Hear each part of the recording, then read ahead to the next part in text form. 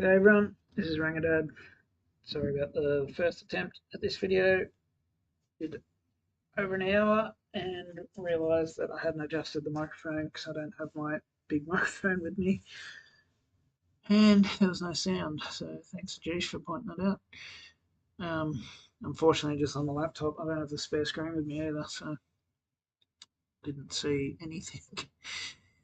I'm just going to do a quick summary of the findings of what I looked at. Basically, looks like Bitcoin's trying to break the 50 EMA on the 15-minute. If it does that, and as long as it's sort of staying above the 13 EMA, I'd be expecting it to try and do that. If we get a break and a confirmation above that, I think the 50 EMA on the 1 hour is a pretty good target, and that's sitting around the 80k mark. It's probably going to come down a bit. Like, it's going to take time for it to get up there. It's not just going to go straight there. So you're probably looking at this sort of area here where you've got a bit of resistance previously. That's potentially going to be a target zone there. And funnily enough, that coincides with pretty decent liquidation level there. 79,600. Potentially a little bit higher up into that 80k mark. There is obviously a lot of shorts above that as well, but whether we do that or whether we even actually come back down in here first, we'll have to wait and see. The concern for me, either way, is there's no huge money that's come back into the charts yet. We've just dropped an absolute crap ton in 2 days, and even more today. Like, the low got quite a bit lower. And you've got the first day of trade after a bit of a bloodbath on the Friday, where you're now going to have people worried about their retirement accounts, basically asking fund managers to, pull money out or change where they've got their money, stuff like that. And their risk appetite is generally not as high as a trader. And so we may see more downside yet. We are at pretty good levels though. I'll show you another one which suggests we might be close, but probably a little bit further down. And this way, I still think Bitcoin's probably going down to around the 70k mark on this move down. Not necessarily straight from here, but I think we'll bottom somewhere, maybe a little bit below the 70k mark. The reason is that looks like it might actually be rejecting the 50 EMA on the 15-minute. That wouldn't be a bad thing. So the other thing I'm looking at is whether we actually can find a reversal pattern. We don't really have a change of trend pattern yet.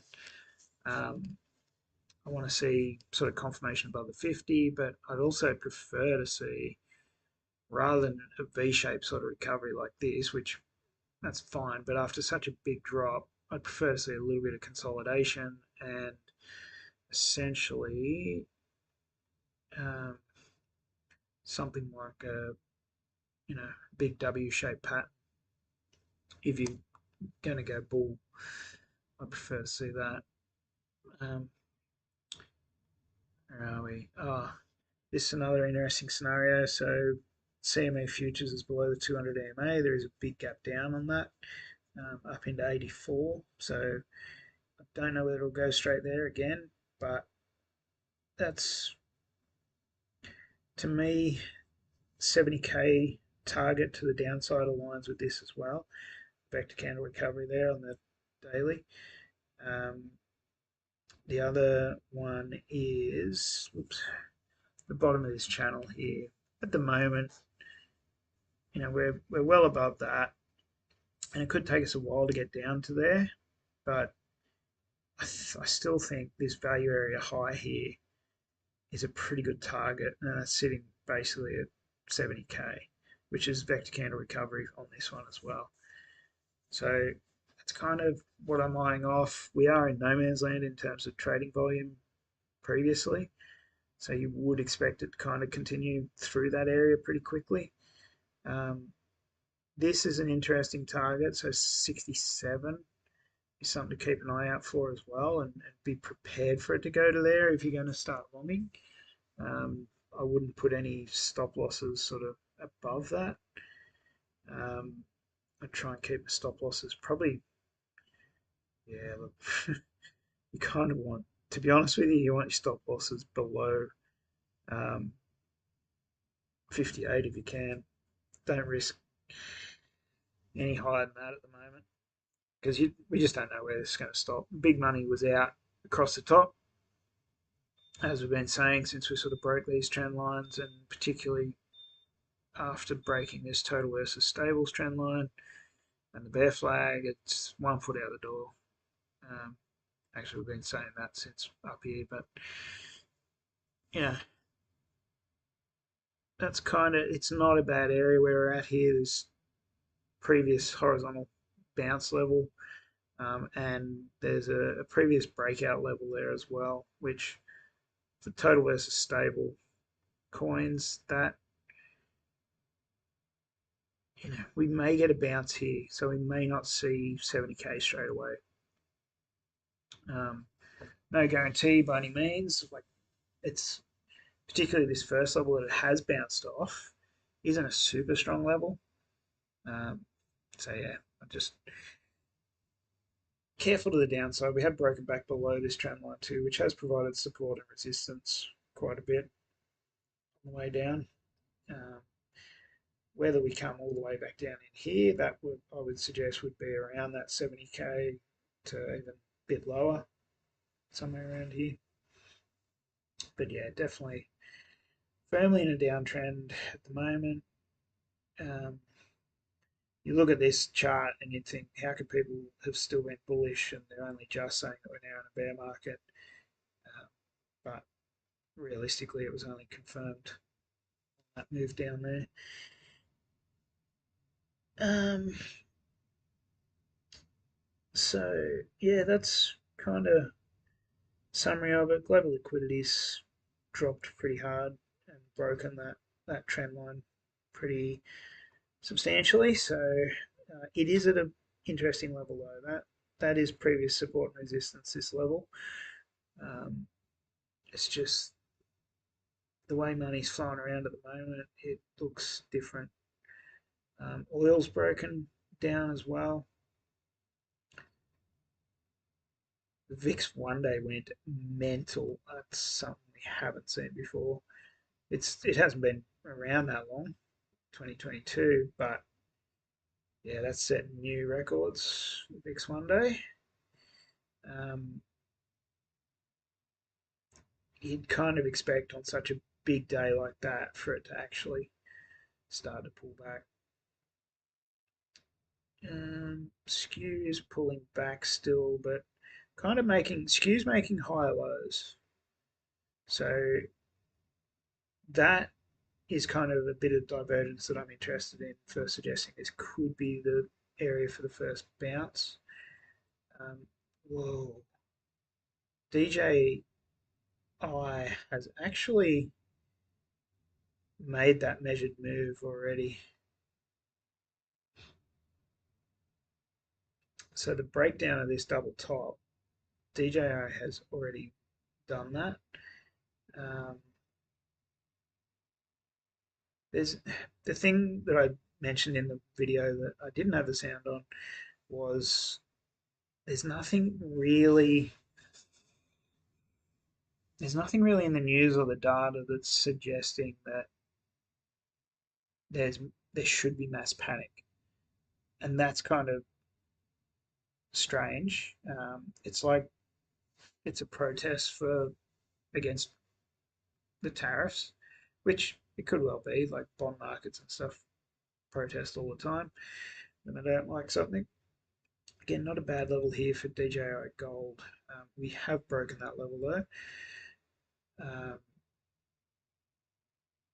if we get some support around here, that's a good spot for a bounce, and you'd be looking for rejections around here and potentially the next leg down on the markets. But we're not, apart from Trump saying, "Oh, there's going to be tariffs. These are what the tariffs are." There's no economic analysis out there to just say how bad they are and that they would be worth that dropping the market by this much. It's just the excuse that the market's using to freak people out. Um, so I think this is still the first warning shot. I think it's still the first flush, but it's whether or not we're getting to the point where this is just the straw that broke the camel's back, and you start to see flow-on effects. So um, you start to see people pull their money out of retirement funds, so money out of the market into cash markets or money market funds, so bonds and things like that. If you start to see that, then the money's going to keep coming out of the rest of the market. Um, could lead to a bigger correction. You kind of get a waterfall, like a snowballing effect there. Uh, and I think that, you know, at this stage, I think this is just to freak everyone out. Trump could literally come out and say, we've done deals with all these people. We're getting a really good deal as the US. You know, they're going to start paying their way. Everything's sorted though. And, you know, it gets, the market realizes that it was a nothing burger and we start to go up again. Until we get to the point where the flow-on effects and all the zombie companies start capitulating, or some of the bigger guys start capitulating because of that, and then we get the proper big recessionary correction thing. Because at the moment, there's nothing to say we're technically in a recession. Economy shit.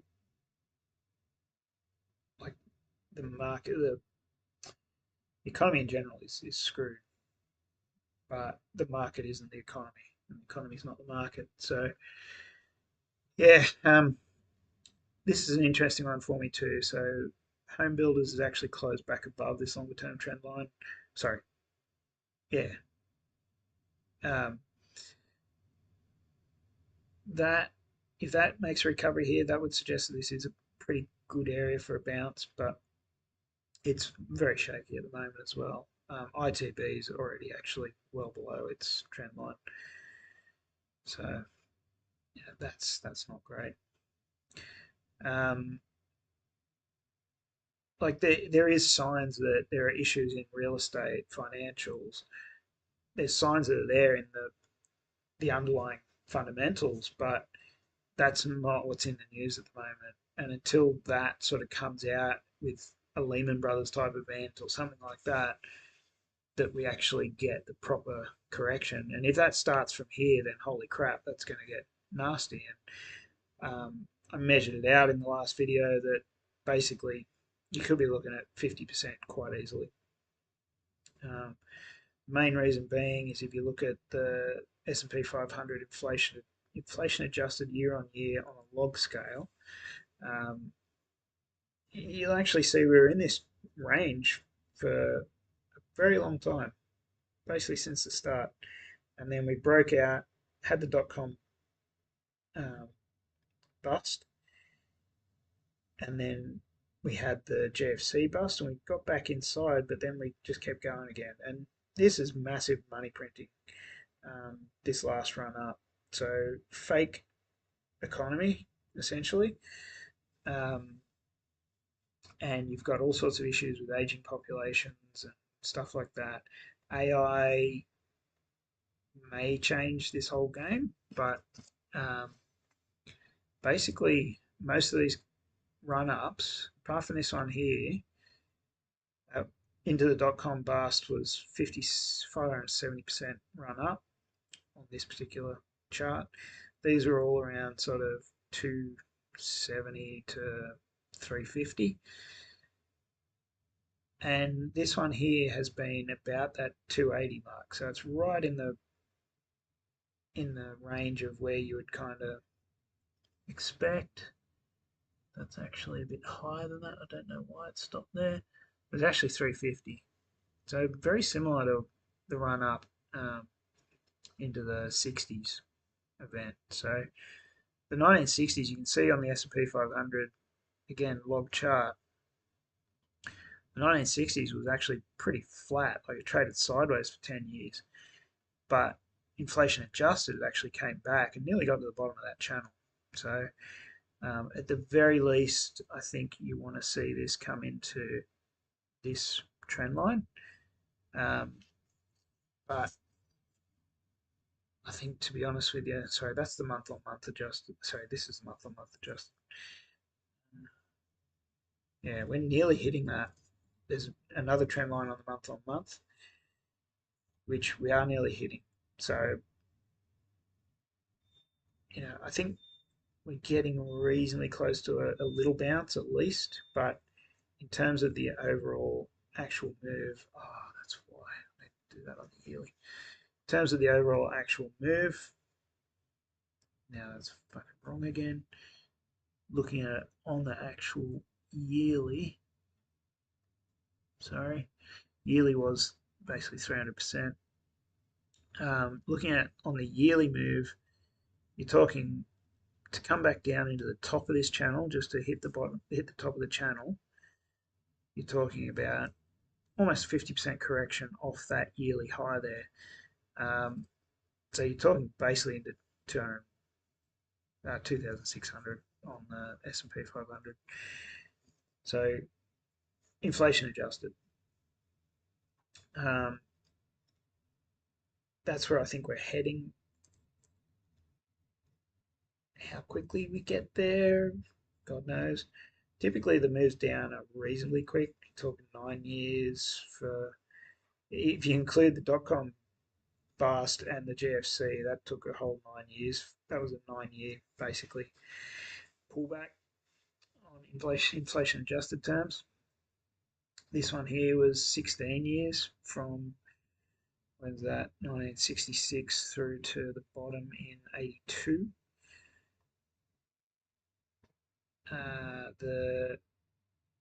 This one here is probably as a chance. So that's the Great Depression. That was a pretty decent pullback. I think that was 80% overall on the market, but 62% yearly closes. Happened over 4 years. So I think somewhere over the next probably 2 to 4 years, I think we'll find a reasonable bottom here. But I think the flow on effects, the signs of issues in a whole range of markets, real estate, just everything that's going on, something will break and we will go down. But for the time being, short term, I'm not really expecting anything major. I'm actually doing the leap at the moment, playing around with that part time. Oh, interesting. Very interesting.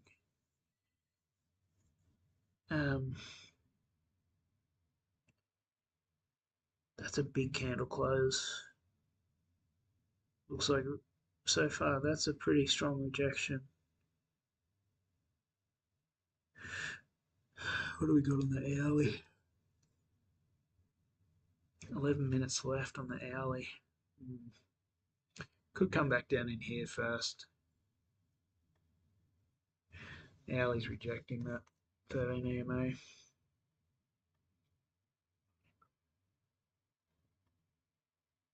Like until the hourly gets back above that 13 EMA, you're going to be struggling to find a lot of support. But I still think that's a reasonable target once we do find a little bit of a bottom.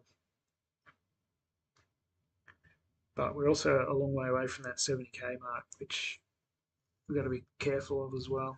Just there is a bit of momentum starting to build on the 15 minute to the upside. don't worry too much about the 15 minute if you're looking for major bottoms. But you know, these sort of indicators, I mean, that one's coming down hard. Um, it's more of a don't trade at the moment rather than a sell. But you know, there is a fair bit of upside, obviously, that you can have if we can confirm back above that 13 EMA. Generally, two closures below, though, is not a good sign. That would lead to further downside. So, yeah, just be careful out there. 70k, maybe 67 is a pretty good target.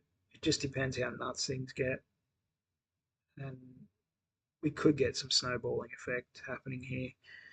I just need to see some bigger money coming into the board, in across the board, and I think it's going to take a bit of consolidation sideways for that to really start to happen. I don't think this is going to be a V-shaped recovery, put it that way. Okay,